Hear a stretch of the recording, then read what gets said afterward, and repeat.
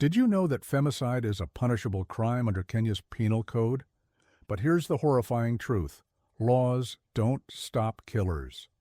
In the past year alone, at least 10 women in Kenya have been brutally murdered by men. Some were in relationships, some were just going about their day, and some never even saw it coming. The law says murder is punishable by life imprisonment or even the death penalty. Yet, the killings continue. If justice exists, why does it feel like these women never had a chance? Imagine this. You're walking home late at night, the streetlights flickering above you, your phone's in your hand just in case. But deep down, you know, if someone decides to make you their next victim, there's no one coming to save you. Because for these 10 women, no one came. Kenya is under siege, but not by outsiders, by men. In the past year alone, at least 10 women have been brutally murdered. Their stories, horrifying, senseless, are the reason so many are afraid. Let's dive into the chilling reality of femicide in Kenya. But be warned, this is not for the faint of heart. It was Valentine's Day, 2024. 22-year-old Valentine Wangari had just finished her shift at a local supermarket in Kasarani. She texted her best friend, "Girl, I have a date tonight. Wish me luck." But instead of a romantic evening, Valentine walked straight into a nightmare. The next morning, her body was found stuffed in a sack, left by the roadside like garbage. The suspect? Her boyfriend. When police arrested him, his excuse? She wanted to leave me. Leaving wasn't an option, apparently.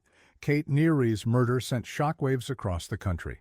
The 27-year-old was last seen entering an Airbnb in Roysambu with a man.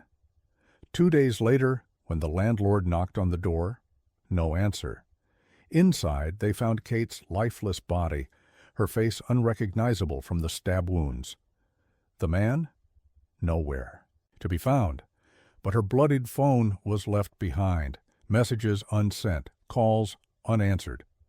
Sometimes danger isn't lurking in the dark. Sometimes it's sitting right next to you.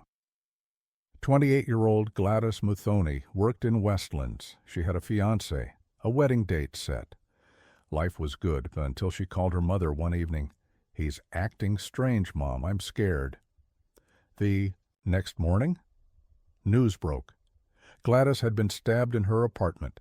Her fiancé was found calmly sitting beside her body, blood-stained hands clutching his phone.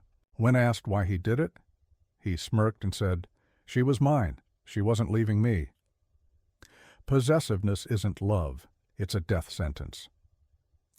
Jacqueline Achieng, a university student, strangled in her hostel. Her jealous ex-boyfriend seen fleeing the scene. Fatima Noor, a mother of 2, murdered by her husband in a fit of rage. He left their 2 kids alone in the house with her body. Esther Wanjiru, a waitress, found dumped in a river after rejecting a man's advances at a club. Nancy Chabot Danpihuis, accountant, attacked in her car by a man she had been casually dating. A breakup text was her death warrant. Then there were the ones who met their killers online. Mercy Atieno had just landed a remote job through a Twitter connection. The man seemed nice, until he lured her to his apartment, where she was never seen alive again. Brenda Kamau was on TikTok live hours before she was found dead in her own house. Her followers noticed she seemed nervous, kept glancing at something off-screen. The next morning, she was gone. And then there's Shiko Ndegwa. She matched with a guy on a dating app. Their first date was a success. The second, she never came back. It's the same story, different names, different methods, but the same horrifying pattern. So what now? Another hashtag? Another protest? Another moment of outrage? Before we move on, women are being hunted in this country. And the worst part? It's so normalized we barely flinch anymore. The victims aren't just statistics. They were daughters, sisters, friends, people with dreams, with futures. Gone. Justice. It's slow, painful, and sometimes non-existent. But one thing is clear. Staying silent isn't an option. To every woman watching this, stay alert, stay safe.